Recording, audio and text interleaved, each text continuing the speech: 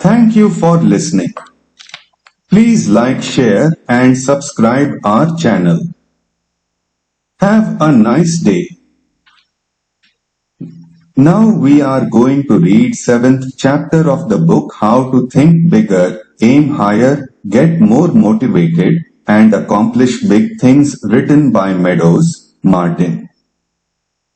Chapter 7, The Dangers of Being Overly Ambitious and How to Avoid Them while thinking bigger and trying to set the bar higher and higher is an admirable quality. Being an overachiever can put a lot of pressure on you. Increased stress will affect both your mental and physical health, which will in turn lead to deteriorated performance and burnout. Consequently, in the last chapter of this book, we will cover some ways you can find the right balance between achievement and recharging. The art of balance, achieving perfect work-life balance, is a popular myth that, unfortunately, applies to nobody. Your professional life will affect your personal life, and your personal life will affect your professional life. However, while it's impossible not to take your job with you after work, and it's even more difficult if you're an entrepreneur, there are ways to reduce time spent thinking about work while you are supposed to relax.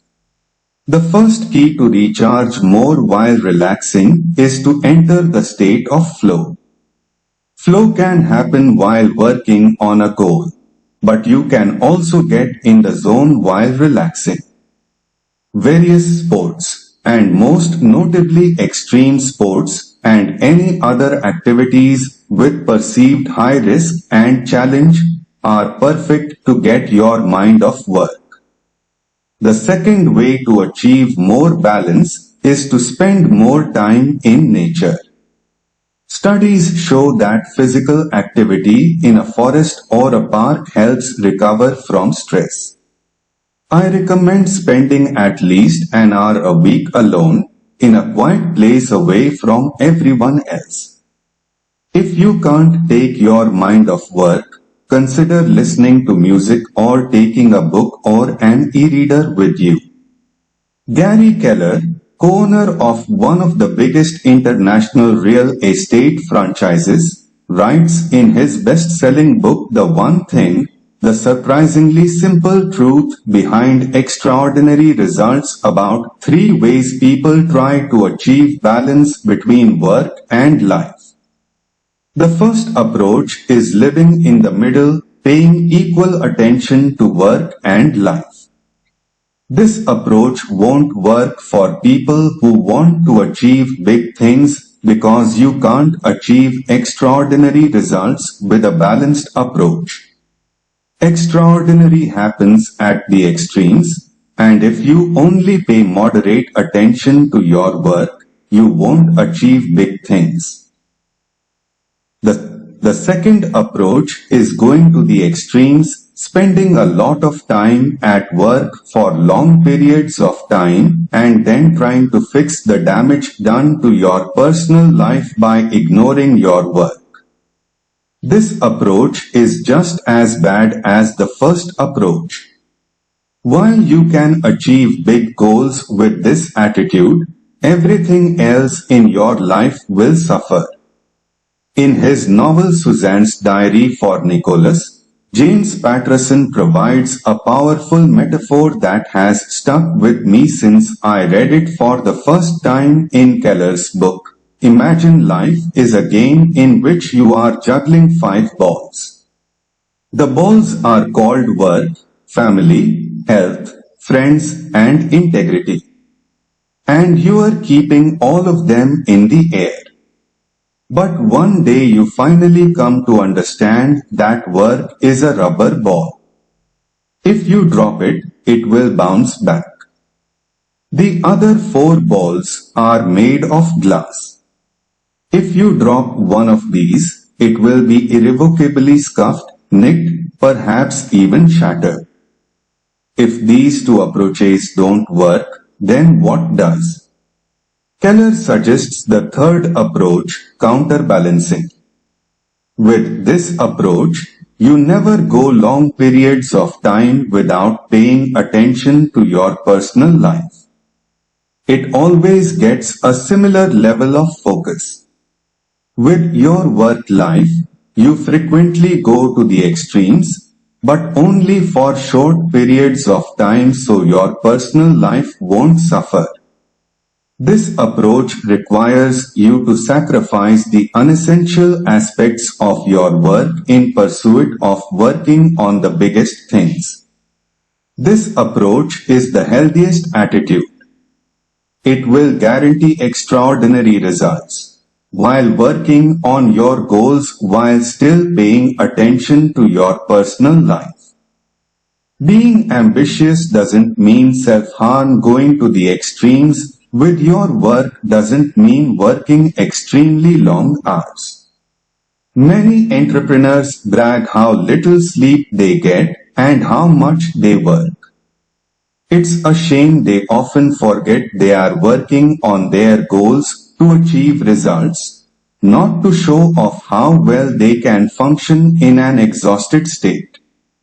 Martyrdom sounds cool, but it won't help you achieve your goals.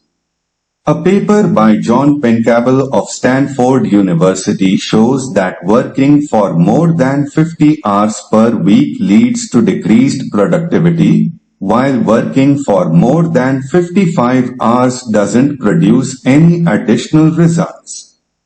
If you have a 70-hour work week, you essentially waste 15 hours per week. Sleep deprivation is a silent killer of productivity and your well-being. A week of sleeping 4 or 5 hours per night is equal to an impairment equivalent to a blood alcohol level of 1 per 1,000, 4 to 5 glasses of beer. 2 weeks of sleeping 4 to 5 hours per night makes the symptoms 2 times worse. Your ability to solve problems dramatically deteriorates, your reaction time greatly lengthens, your judgment is clouded. How do you expect to achieve big things in such a horrible state? Martyrdom isn't reserved for entrepreneurs only. You can also be tempted to exhibit this behavior if you are working on other big goals. People who want to transform their bodies think that the more they work out, the stronger and fitter they'll be. Yet, you don't get a flat stomach in the gym, you get it in your kitchen by maintaining the proper diet. Exercising 3 times per week for 45 minutes is more than enough to get results, while overtraining is a perfect way to get injured and lose months of progress due to long recovery. People who want to learn new skills spend countless hours practicing and memorizing new things, thinking that it's the studying time that counts. It's the other way around.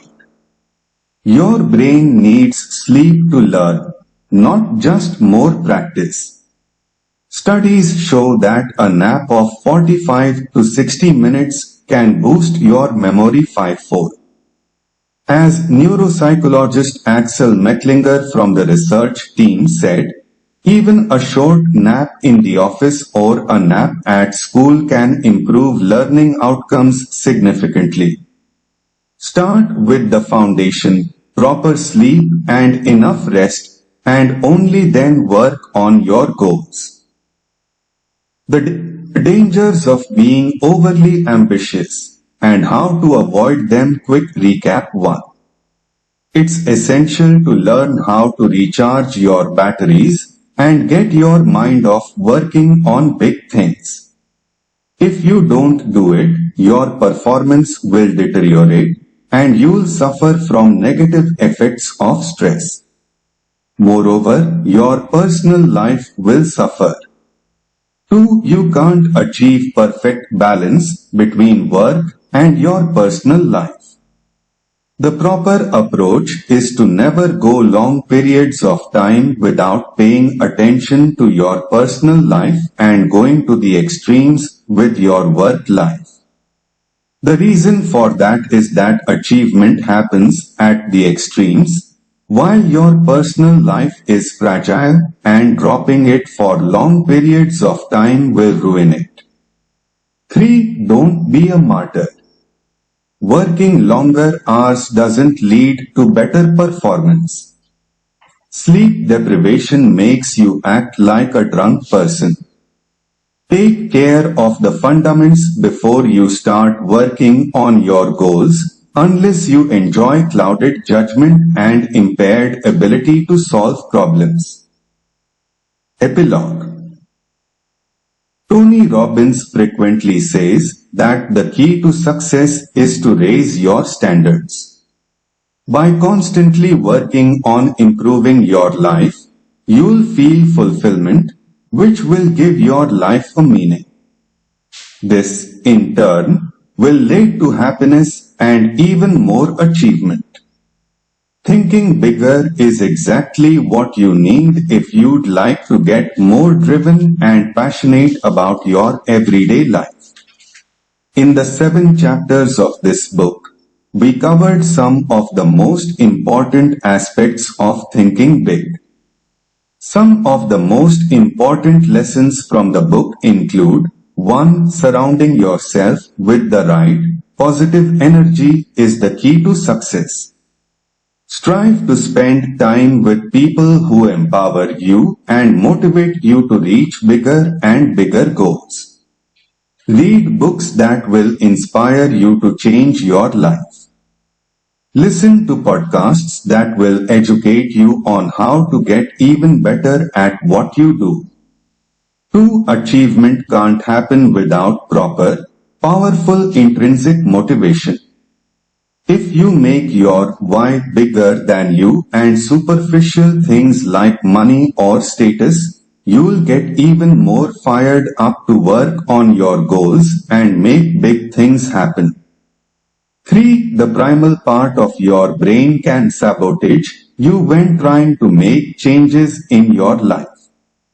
The key to managing your chimp is self-awareness and using the routines and rituals to reduce its influence on your behavior. 4. Play to win instead of playing not to lose. There is a huge difference between the mindset of a winner and the mindset of a person who just doesn't want to stay behind. Don't be afraid to follow an unconventional approach to achieve your goals. 5. Laziness is not a bad thing as long as it's strategic. Disassociate effort from reward and focus on achieving results with as little work as possible. The keys are to focus on the most essential things and make your work fun. This ties with your why. If you aren't passionate about what you are doing, it will be hard to achieve extraordinary results. 6. Nothing is impossible for a man who refuses to listen to reason. Your beliefs establish your limits. If you stop thinking reasonably and instead ask yourself how you can achieve the impossible, you'll come up with a way to do it. 7. Martyrdom won't lead you to achievement. Pay close attention to your personal life and never sacrifice it to achieve your goals. If you don't heed this advice, don't be surprised that after achieving your goal you won't have anything to go back to. The research I conducted for this book has made me realize that the key to thinking bigger is changing your mindset. You can learn all the little tricks you want, but if you don't change your mind, achievement won't follow. Make it a habit to pay close attention to your thoughts and limiting beliefs. This process will help you filter negativity that prevents you from setting bolder goals and believing in yourself. What big goal are you going to work on now? Thank you for listening. Please like, share and subscribe our channel.